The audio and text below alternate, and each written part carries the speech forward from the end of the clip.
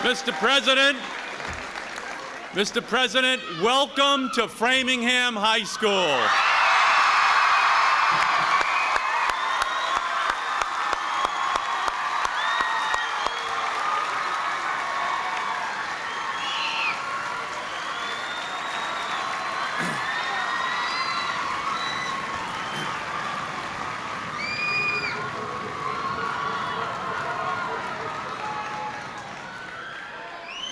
Mr. President,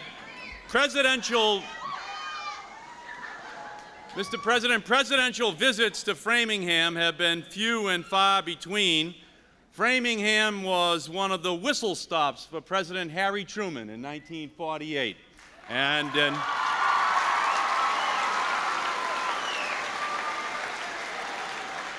in 1889, President Benjamin Harrison was greeted by thousands at a train station not far from here. Before we begin, I would like to take a moment to acknowledge some of the people who were instrumental in helping to make this bill become law.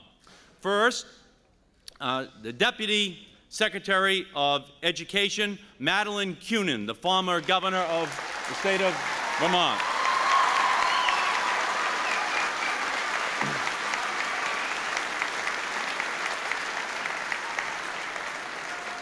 To Senator Jim Jeffords from the state of Vermont.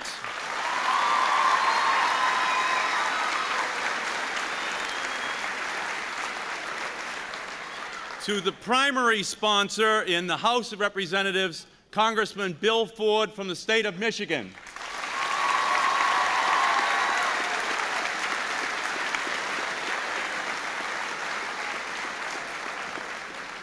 And the education senator in the history of the United States, Senator Ted Kennedy from the state of Massachusetts.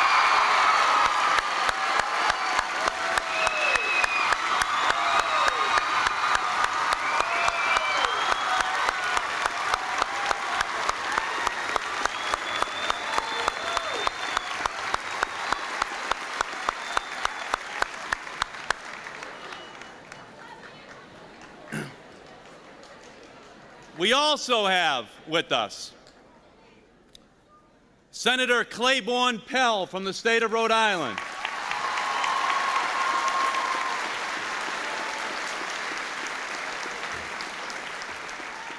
Congressman Jack Reed from the state of Rhode Island.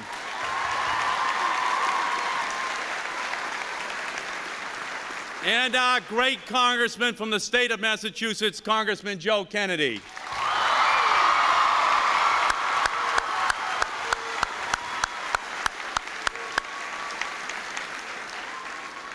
And we have a few state officials here who absolutely merit recognition, beginning with the Senate President, William Bulger, who is an education advocate.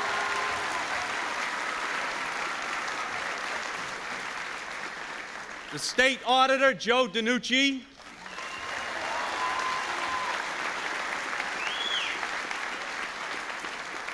Your own state senator, the chairman of the Education Committee in the Massachusetts Legislature, Senator Dave Magnani.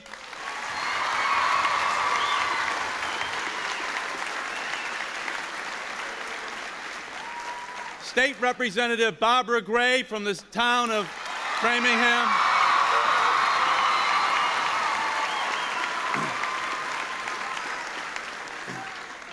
And John Stefanini, the state representative from the town of Framingham. And I'd also like to mention that we have our gubernatorial candidate from the Democratic Party here today, Mark Roosevelt, and his running mate, Bob Massey.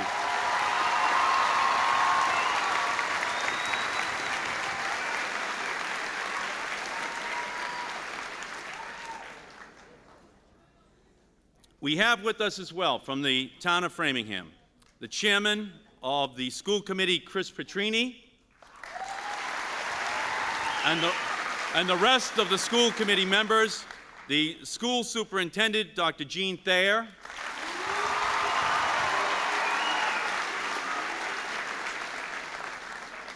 Principal Robert Flaherty,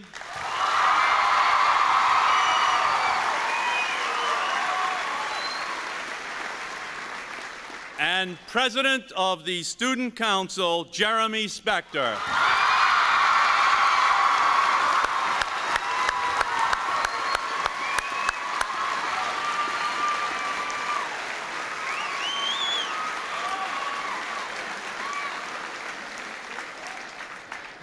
To everyone here assembled, welcome.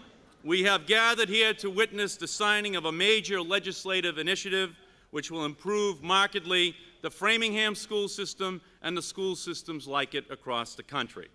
There are between 47 and 50 languages spoken by students in the schools of Framingham. And there is a broad range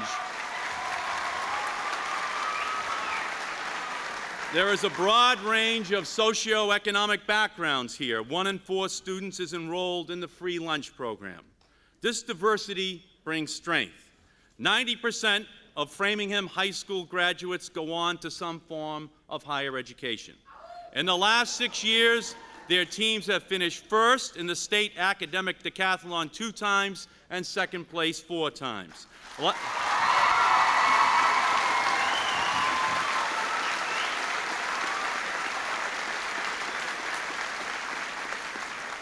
Last year, with over 300 schools competing, Framingham finished second in the New England math competition, and in the last 5 years, they have finished in the top three of those years.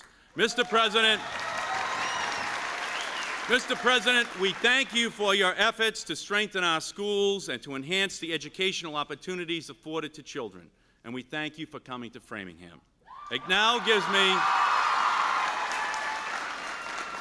gives me great pleasure to introduce our next speaker, Deputy Secretary of Education Madeline Kunin, who has been improving the quality of education as the hallmark of her career. In her 3 terms as Governor of Vermont, and since taking her current position with the administration, she has distinguished herself as an innovative problem solver and as a dynamic, reform-minded leader in the education universe. Ladies and gentlemen, please welcome the former Governor of Vermont, Deputy Secretary of Education, Madeline Kunin. Thank you. Thank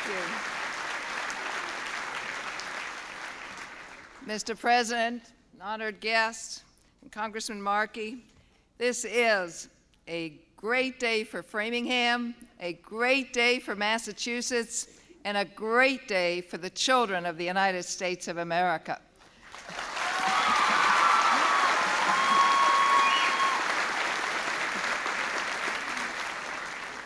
And in my capacity here today, I want to bring you special greetings from Secretary of Education Richard Riley. We spoke with him this morning, and some of you may know he recently had an operation, and he's recovering very, very well. And he wishes he could be here, but we expect him back on the job very shortly. But today's event, in a sense, is a testimony to his work thus far.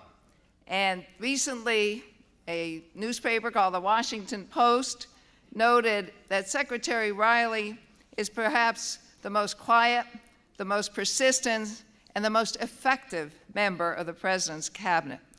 And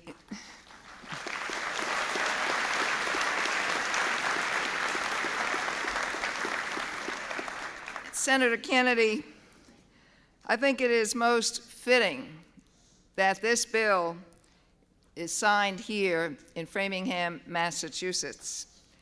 You know, and this political season of spin sometimes has a dizzying effect, and we don't know what to believe, what's true, what isn't, what's hype, what isn't, and I'm sure it's hard for young people to sort out the political process. But I can tell you the simple truth, that your own Senator Kennedy is the most hardworking, most dedicated senator for education in the United States Senate.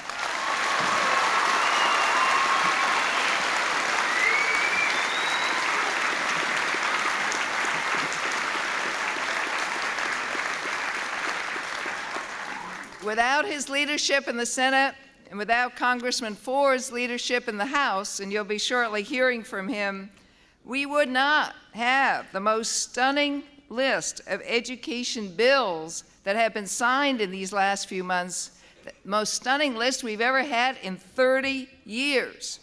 National service, student loan reform, Goals 2000, School to Work, expansion of Head Start, and Safe and Drug-Free Schools Act to make sure that schools like Framingham are not only good places to learn, but safe places to learn.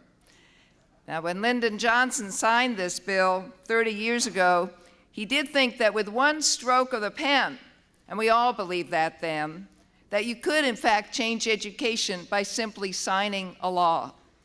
But today we know that that's the first step. What really will make this law work is what happens next in Framingham, in Massachusetts, in states and communities all over the country. Because it's the teachers, the students, the principals, the people like you who do the hard work of teaching and learning every day. But there are some lessons to be learned from this piece of legislation that we can put to good use. One, we wouldn't be signing this law today if we didn't have bipartisan support.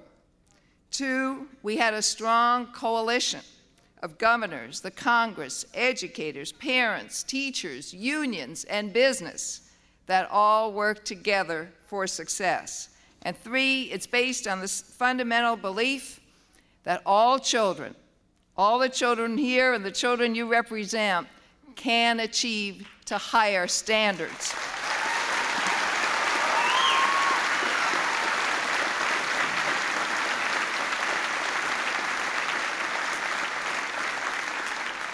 Now, Mr. President, you have often said that there is a solution somewhere to every problem in this country.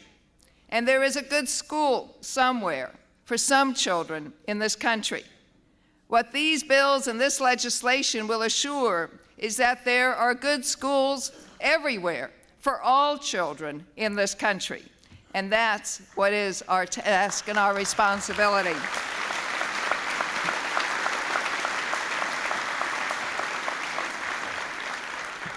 I can't conclude without giving you a message that I know Secretary Riley would want to give to the students here. Study hard, stay in school, and I'm thrilled that 90% of you go on to further education. The fundamental truth is what you learn determines what you earn and how happy your life is going to be. And two, to the parents, stay involved, become involved in your children's education. You do, in fact, have the greatest influence on their success in school. So turn off the TV from time to time, check on the homework, and make sure your children read and are read to.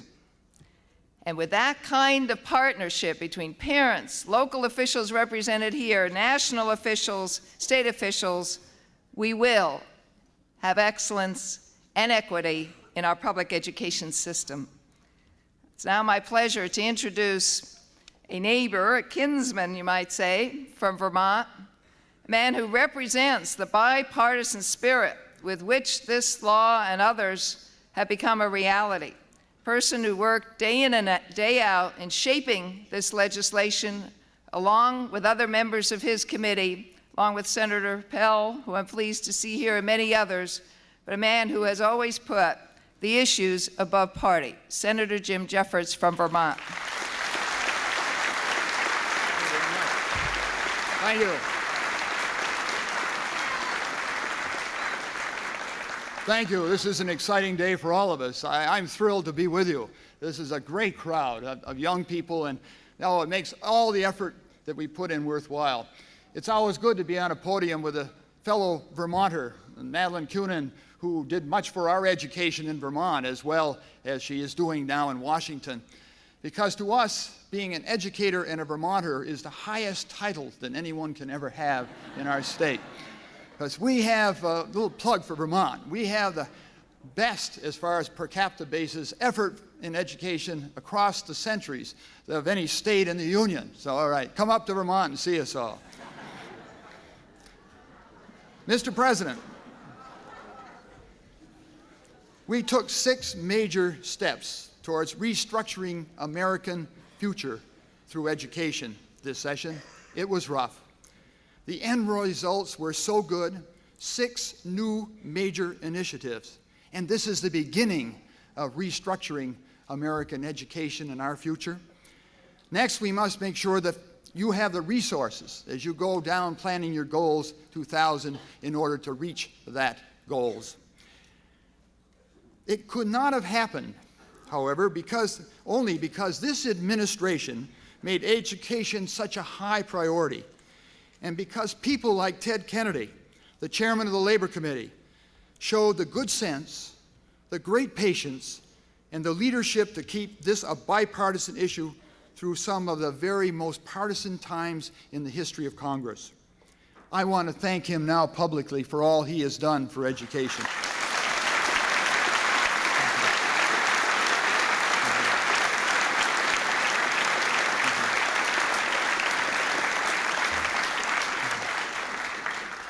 And also, I bring greetings, Claiborne, from Bob Stafford, who knew you would be here today, and he wanted to say his congratulations to you for the tremendous service you have given this nation for education. No one has done more.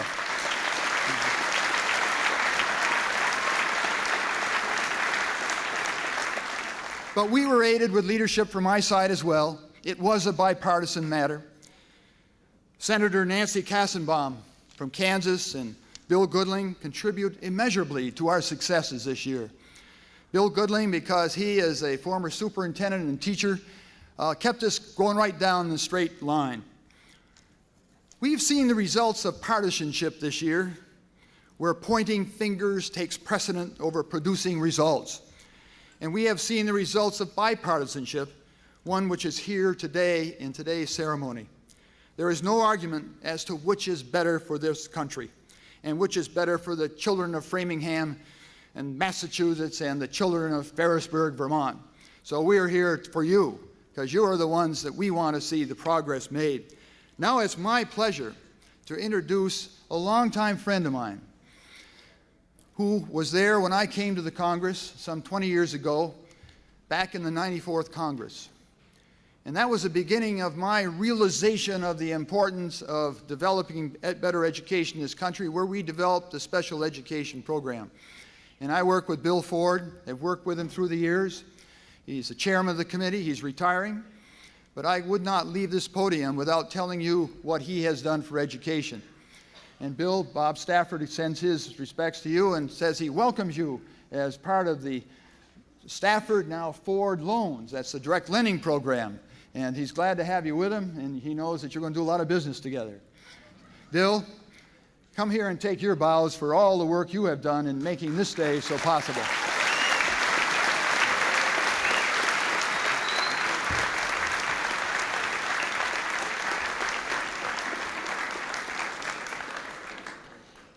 Thank you very much. I must tell you, people, where I'm from in Michigan, I'm not used to having Republicans say nice things like that about me.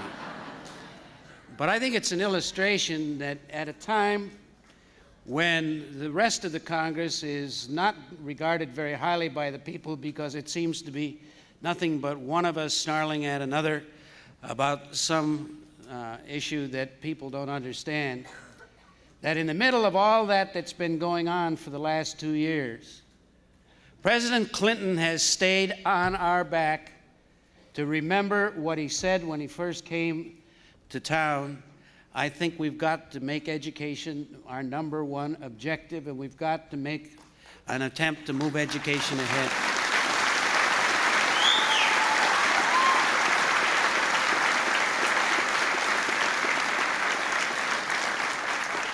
Now, I can't accuse the president of ever calling us off when we got partisan, but I can tell you that he constantly monitored what was going on with these education initiatives that Jim Jeffords just talked about to make sure that Ted Kennedy on his side and I on my side took advantage of every opportunity to work with Republicans of goodwill to give us a truly bipartisan education policy for this country. Would, by God, we could do that for the other important issues facing this nation.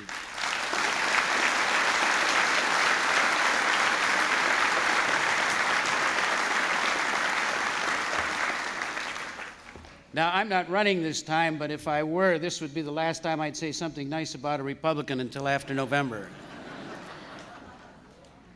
Mr. President, when you sign that bill today, you will be signing the largest single commitment to children in elementary and secondary schools, and even before they get to school, ever signed by any president in the history of this country.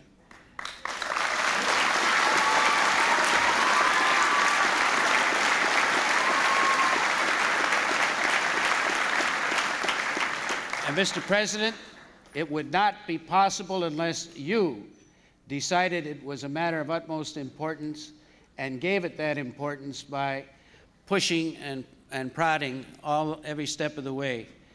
You have in place one of the projects that Governor Bill Clinton started, and that was Goals 2000.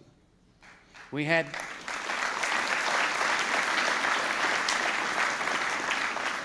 had trouble passing that legislation. The trouble was not with my party, but with the President's party under previous administrations. This time, people came together, and Bill Clinton brought us together, and it's now on the books.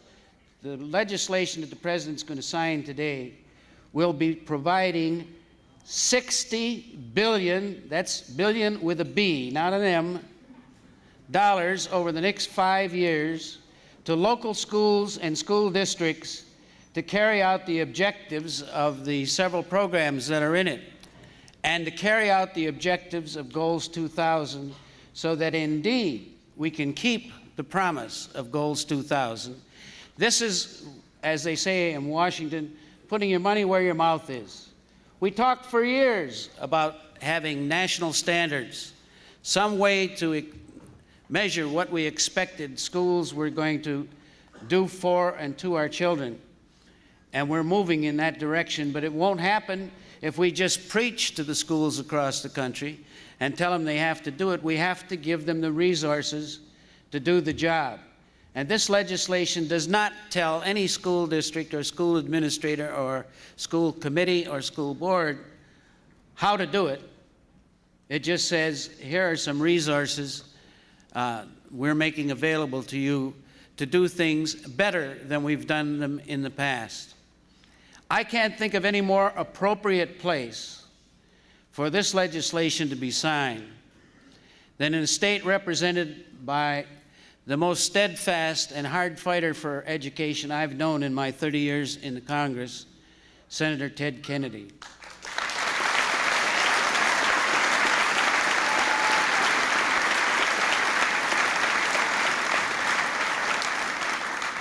But before you people in the press write that I came up here just to say something nice about Ted Kennedy, you ought to understand that over 300 years ago, public education got its start in Massachusetts.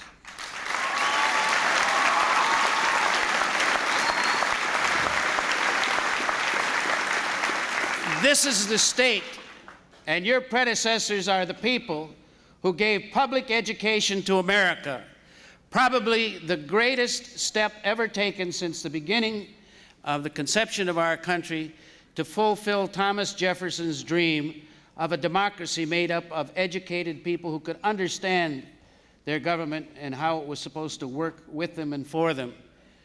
No better place could I imagine being for this, the greatest initiative for elementary and secondary education, than here in Massachusetts, where it all started about 310 years ago. You should be very proud of that. As a matter of fact, the school in which it started, I understand, is still operating in Boston. You should still look back once in a while and take pride. There are people in this country who've lost faith in their schools. Massachusetts has not lost faith in its schools, and you've been tested for more than 100 years. 150 years longer than the schools in my state. You had public education for almost 150 years before my state became a state. So we look back this way and look to what your forebears did as a very special value to the quality of life we have in the Midwest. And I'm here on behalf of those people to say thank you. And thank you, Mr. President. And thank you, Senator Kennedy, for giving us this opportunity.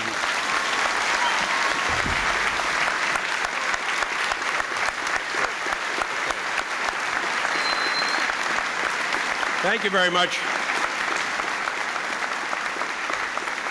Congressman Bill Ford, for your kind words and for your presence. Mr. President, we welcome you to Massachusetts, and we welcome you to Framingham High School. This is as Congressman Ford has pointed out, this is a state that puts a very high priority on education. We don't have the great natural resources that exist in many other parts of the nation, and we have had to rely upon the commitment of young and old, of school teachers and students, of parents, of local communities, to give education the priority. That is the only way that we have been able to be a part of this great nation, to make our contribution, and to be a source of inspiration in so many areas of activity for our country. I want to thank those that are here today and who have been good and wonderful friends. Congressman Ford, who has really had a lifetime in the Congress of the United States and devoted his energies and educations day in and day out. There will be many people from Massachusetts who won't know Congressman Ford's name, but for every one of us who read the history of education in our country will know that the difference it's made for families in our state. Bill Ford, we're glad to have you here, and we thank you very much for all that you have done. Madeline Kunin, who we work with, we're grateful for you, for your leadership in the department. We think of Dick Riley, who is not here today, who was a governor of a state that moved to South Carolina in such an important way, challenging its young and old in education reform, and we wish the very best for Secretary Riley, and we're thinking of him today. I want to thank Jim Jeffords for being here, and not only for being here today, but for being there with Nancy Kassenbaum, with other members of our Human Resource Committee on so many of these endeavors that we really celebrate today, because the legislation that we signed today is really the engine, the economic engine, the financial support for so many of the education reforms. And Jim Jeffords has been a strong advocate for education and education reform, and we have worked closely together, and we look forward to continue that kind of endeavor in the years ahead. Ed Markey, I thank you for being here and for your friendship and commitment in education. And I want to just take a brief moment to recognize some of those who have been in the forefront of our state. I think many of us understand that education is really a local responsibility, a state interest, and we at the federal level identify some areas of special priority and try and address those. And that's certainly true today, but we have had some important successes here in our own state. Mark Roosevelt, who was the chairman of the Senate committee, he's a candidate for governor, but I have worked with him on the education reforms to ensure that what we were doing at the federal level was going to be tied in to the state, and I think many of us are very hopeful with all of the efforts that are being made in this Congress and also at the state level that both of these areas will come together and we will strengthen our education for young people in Massachusetts. I'm glad that you're here today. David Magnani, who's been one of our great leaders of Framingham's own, where we welcome his presence. Our Republican State Senator Jane Swift from North Adams, I hope is here today. We're glad that know that she has been involved in the education programs. And I also want to say a very special word of commendation to Claiborne Pell. Jim Jeffords mentioned the long bipartisan tradition on education policy. Senator Stafford and Senator Pell, for some 20 years, 25 years, developed that concept. And a part of the reasons that we have been able to work and find that working partnership has been because of the sense of expectations that families have and the children have, and parents have, that education progress must be bipartisan. And Claiborne Pell and Senator Stafford were really the individuals who were there at the very beginning when, in the post-1960 period, we began to address these issues of educational opportunity, and I welcome his presence. Let me say that this is an exciting day, and I'll just take a very brief moment. And that is, Mr. President, we want to thank you very much for the focus and attention and the support and the priority that you have placed on the education of the young people for this nation. There's been impressive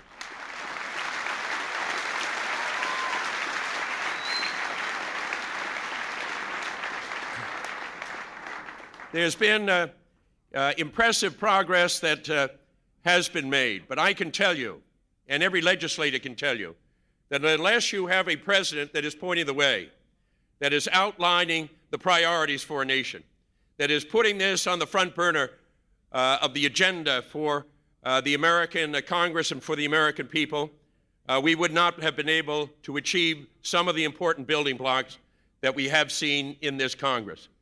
We have seen the expansion of the Head Start program to reach the earliest children from 0 to 3 with parenting, counseling, and help and assistance.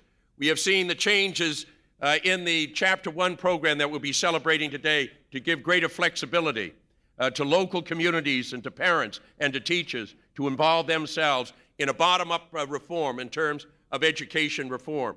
We see the Goals 2000, hopefully working with the activities here in our own Commonwealth of Massachusetts, that says that more than 85% of the funding will go to local schools that are involved in education reform.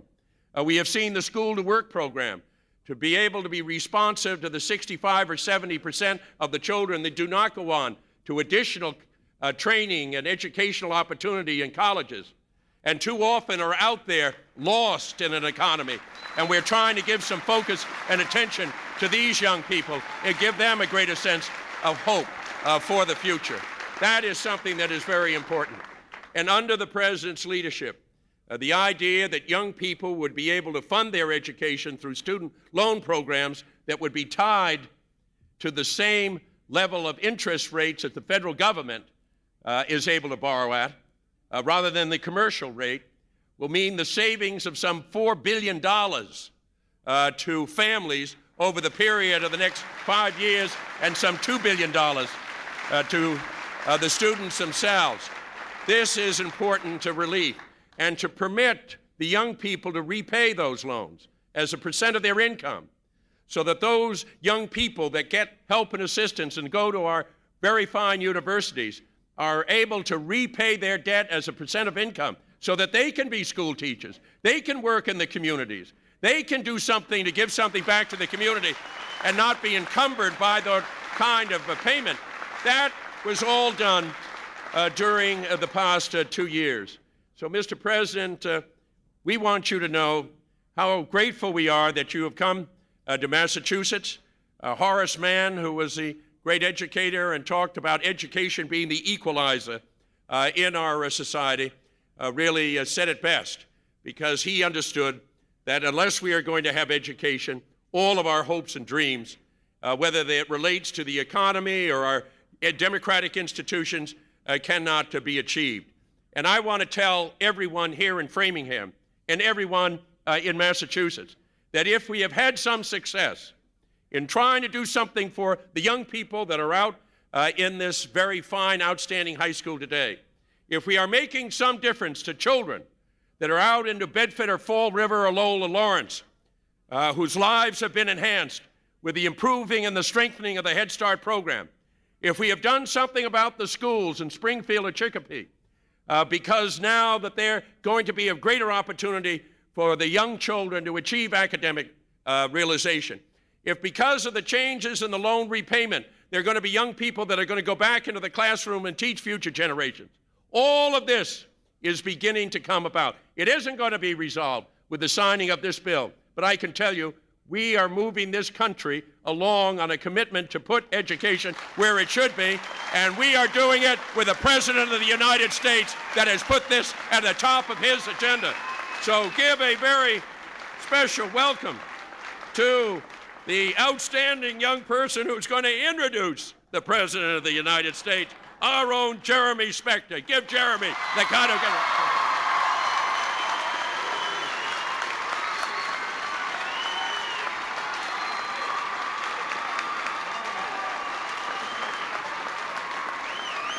Thank you, Senator Kennedy.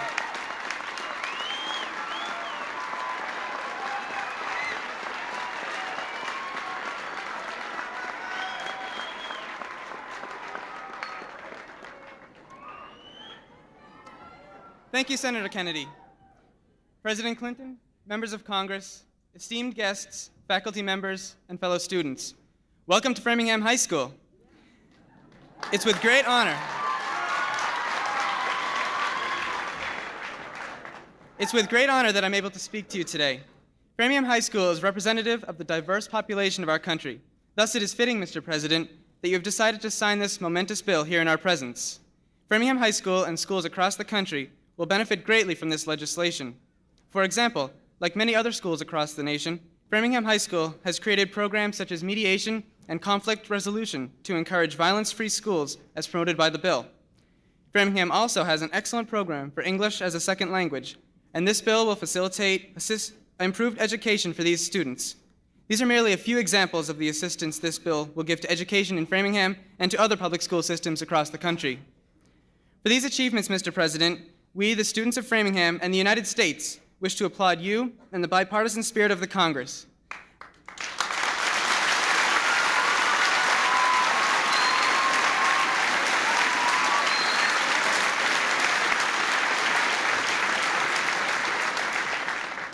And it is now my pleasure and distinct honor to introduce the man who should be called the Education President, the President of the United States, Bill Clinton.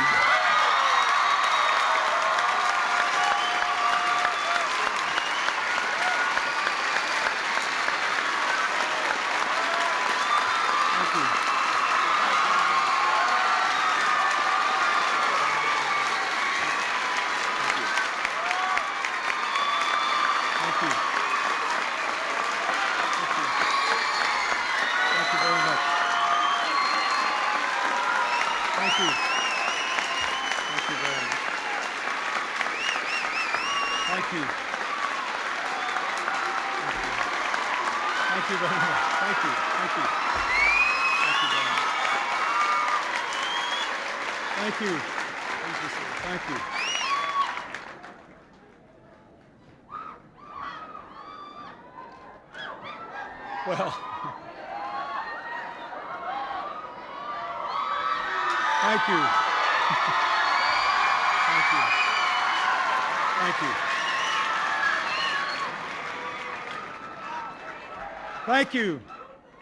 You know, we wanted to come here because this school has a reputation for academic excellence and because it is so diverse, because it's a school that really looks like America. But if I had known we were going to get such an enthusiastic reception, I would have come yesterday instead of today and just waited. Thank you. It's good. I also want to say a special word of appreciation to your Student Council President. I thought he did a fine job up here.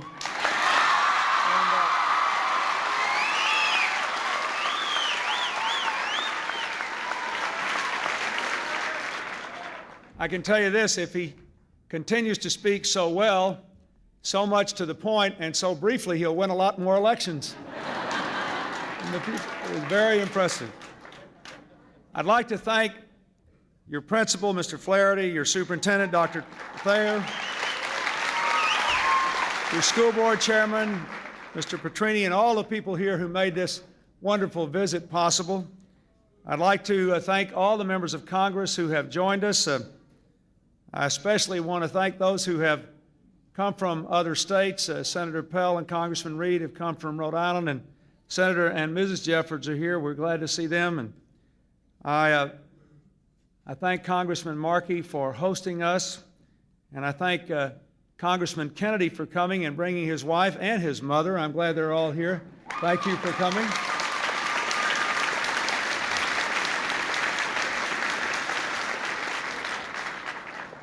I want to say just a brief word about those who have spoken. Governor Kunin, who was the governor of Vermont, is now the Deputy Secretary of Education, spoke on behalf of the department, and Secretary Riley, who was the governor of South Carolina. All three of us served as governors together, working on these education problems. And I think we've made a real difference, bringing a whole different approach to education to Washington. We look at it from the grassroots up, from the point of view of the principals and the teachers and the school board members.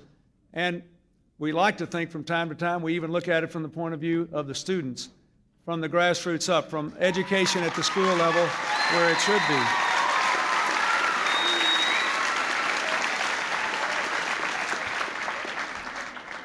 I want to say a special word of thanks to Senator Jeffords for what he said, and to Congressman Ford and Senator Kennedy. Let me say that you read a lot and hear a lot about all the fights that go on in Washington and about how things don't get done, but when the history of this time is written, the progress we have made in education will be known chiefly for two things.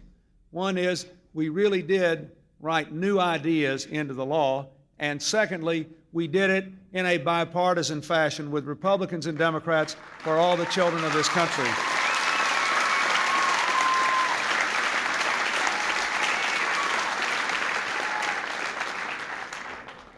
I was sitting up here listening to these fine people speak, wondering what all of our words might mean to the students who are here.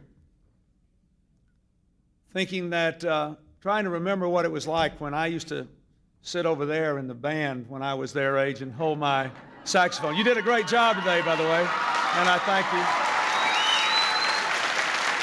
And I'd like to try to tell you why this whole thing is important from your point of view, because this whole education issue is really about your future. 21 months ago, when I moved to Washington to become president, I had some very clear ideas. I wanted to rebuild the American dream, to restore the health of the American economy, to make sure that your future would be the brightest future ever enjoyed by any generation of Americans as you grow into the 21st century, a new and exciting, rapidly changing, and very different time. I knew that we had to do some things that would matter to people in the short run. We had to begin to make our government work for ordinary Americans again, and we've done a pretty good job of that. We've passed the family and medical leave law to protect the parents when they need time off from work because their children are sick. And we're immunizing all the kids in this country under the age of 2 by 1996. I see the nurses clapping there. Thank you. Because we want to reward people who are trying to be good parents and good workers, we actually lowered the income taxes of 15 million working families because they make modest wages, and we don't want them to be in poverty if they're working full-time and raising their kids. So we began to do these things, and we started to work to bring the economy back, to bring the deficit down, to invest more in new technologies, to expand trade, and it is working, and the economy's coming back. But over the long run, the United States of America cannot continue to lead the world economically in a world where the average young person will change work 6, 7, 8 times in a lifetime, in a world where what you earn depends on not just what you know, but what you are capable of learning, in a world that is incredibly fast-moving and diverse. We cannot do that unless we develop the learning capacities of every person in this country. That is the key to the long-term survival and strength of the United States.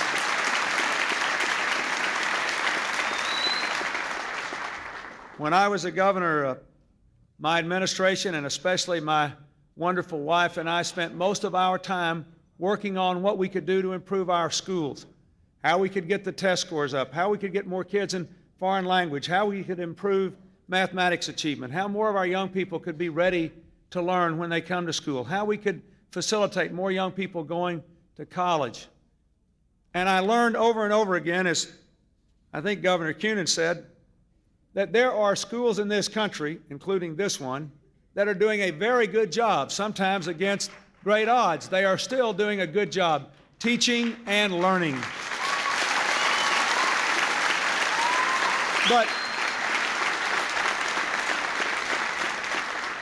But we have some significant challenges we have to face. First of all, we are not as good as we ought to be as a country in taking the things that work well in some school districts and seeing them spread throughout the country.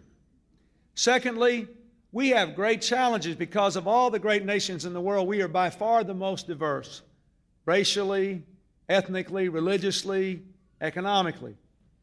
Thirdly, we know that the schools have become the home away from home for a lot of children who have enormous personal challenges to face. And all those things mean that we have to be constantly working overtime to try to meet the challenges that we face today and the challenges we know you will face in your lives tomorrow. That's why I worked so hard several years ago to get our country to set a mission, a national set of education goals. Most of you may not know what they are, but I think they're good goals. They're worth repeating. That we will make sure every child shows up for school ready to learn. That we will raise the high school graduation rate to at least 90% of all students, which is the international standard all over the country. That we will make sure our young people learn and are proficient in, by international standards of excellence, basic subjects in English and mathematics and history and geography and languages, and we will learn how to measure whether we are doing that or not at least 3 times during the course of a student's career. That we will lead the world in math and science achievement, not bring up the rear.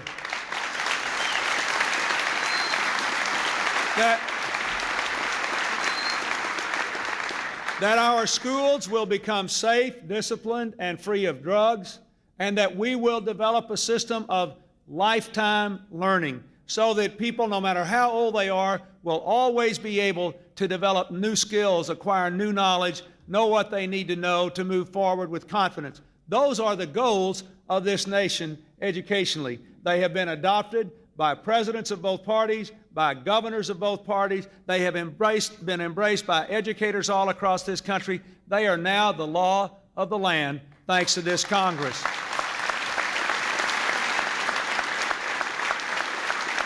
But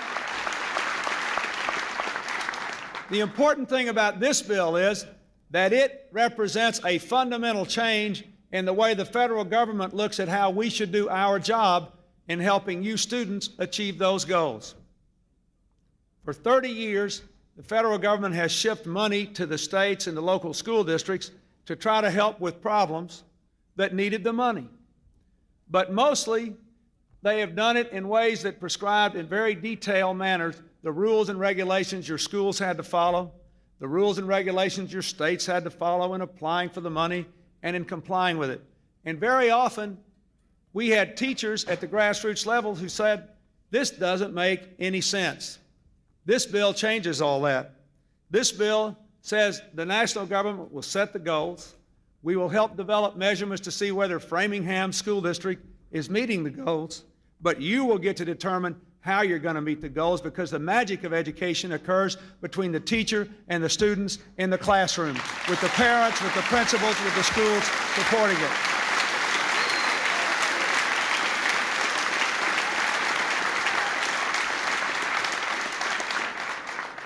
And you have to see all this stuff we're talking about up here in terms of that. We've expanded the Head Start program, as Senator Kennedy said. These goals have now been written into the law, and 31 of the 50 states have asked for our help in devising a state strategy to meet the goals. The School to Work Opportunities Act, which the Senator mentioned, has now all 50 states working to try to develop statewide systems of apprenticeships so the young people who don't go to college but do want to have good jobs will be able to get at least some post-high school training in ways that help them academically, help them practically, and give them a good start into the future. And that is a very, very important thing. Our nation is the only advanced nation in the world that does not have a system that picks up every single high school graduate who doesn't go to college and gives them some further education and training so they can make a good living, be good citizens, raise a strong family, and contribute to our future. We're going to change that with this legislation.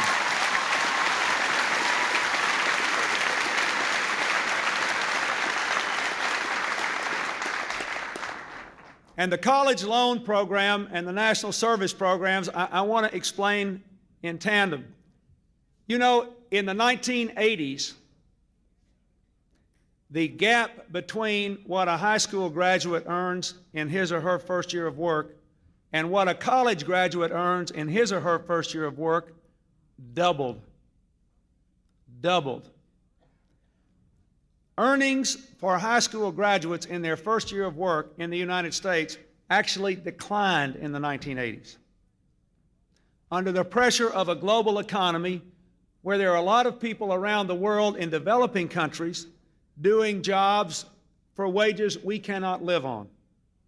It is clear that it is in the economic interest of the entire United States to get as many young people to go on to college as possible.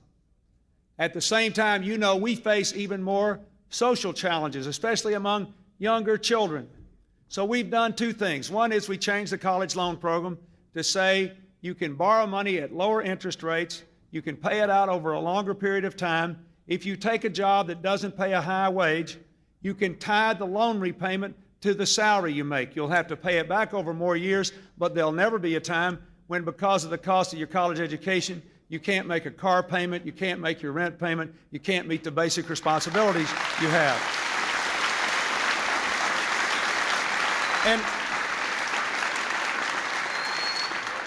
And the National Service Program, which you have well represented here in Massachusetts, simply says that if you join a community service program that's part of AmeriCorps, you can earn almost $5,000 a year against the cost of a college education while helping to solve the problems of people here in the United States. It's sort of a domestic Peace Corps. And this morning I met with a couple of hundred National Service Corps volunteers who are in the City Year Project in Boston, which a lot of you probably know about. Each of them telling me about what they're doing to try to help solve a human problem in the state of Massachusetts, not with some bureaucracy, but from the grassroots up. Just young people helping other people to make their lives better and earning some money for a college education. That is the ticket to America's future and the ticket to your future as well.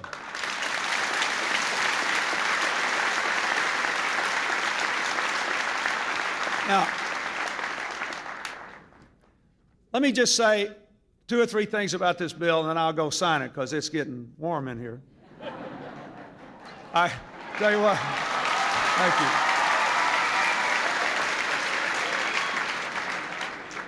It's getting so warm, I'm about to think I'm in Arkansas, not in Massachusetts in October.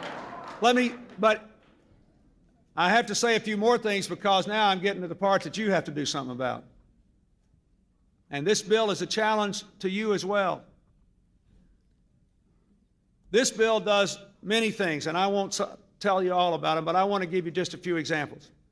First thing this bill does is to encourage schools to take kids that are from underprivileged backgrounds and instead of separating them out from other students, bring them into the classrooms, have smaller classes, work with them, have kids help kids to everybody, get everybody in the mainstream, and everybody develop to the fullest of their God-given capacities. We know now that works better than separating kids out and trying to help them instead of bringing them in and challenging them to do the best they can do.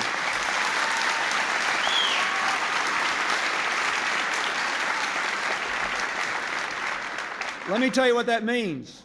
That means that every one of you has to support that, not just the teachers. The school district needs to encourage that, especially for the younger kids. But if you have a friend in your class, or if you know a student who is not necessarily a friend of yours, who is struggling, you ought to see whether you or somebody else can help that student. We need to have more kids helping kids to learn in this country. We've got to have that.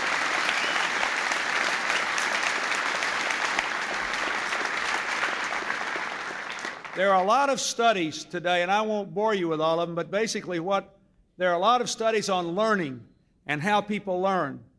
that show that some people learn best by just going home at night, opening the book, and working like crazy.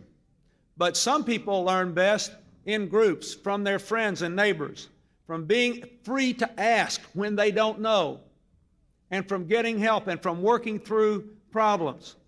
There are a lot of young people who think they're not very smart, who maybe just don't learn very well in the way that they're being asked to learn. And you need to try to help them do better.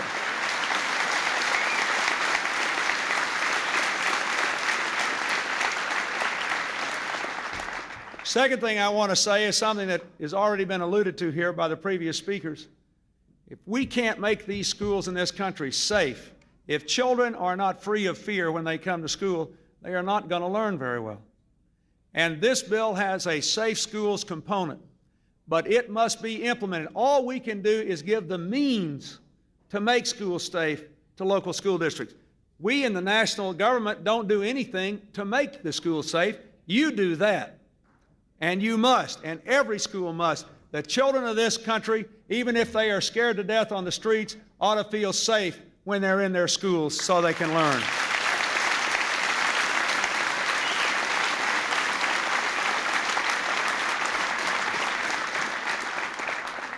The third thing I want to say is, I'm getting sort of progressively more controversial maybe here, is there's an interesting provision of this bill that had enormous bipartisan support that provides opportunities for schools to get some help from this bill to develop what are now being called character education programs. Programs that basically enable schools to develop values that can be taught to students in the public schools based on a consensus of people in the community. I made this National Character Counts Week, putting government on the side of having the schools tell children that there is a difference between right and wrong, and there's some basic things that we ought to teach. There's a bipartisan Character Counts coalition in the Congress that's been working on this. We disagree about a lot of things, but we ought to be able to agree that our schools should say people should tell the truth. They should respect themselves and each other's. They ought to be good citizens, which means that we should assume responsibility, not for obeying the law and for helping others to develop themselves. We ought to practice fairness and tolerance and trustworthiness. These things should be taught in our schools, and we shouldn't gag our teachers when they try to do it. We ought to applaud them instead, and I hope we will be doing more and more of that.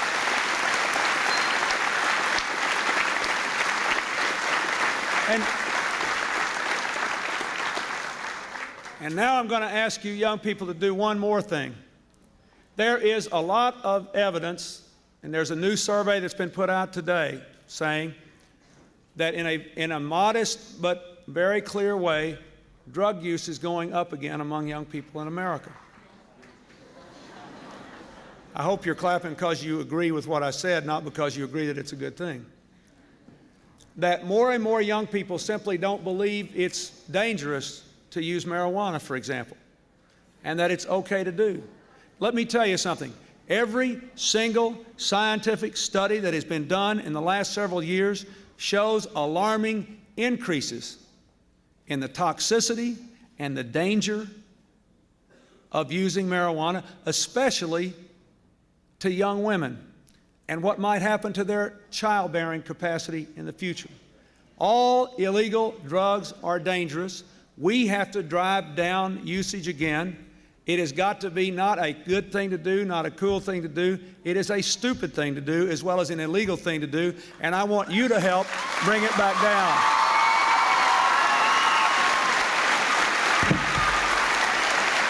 Now,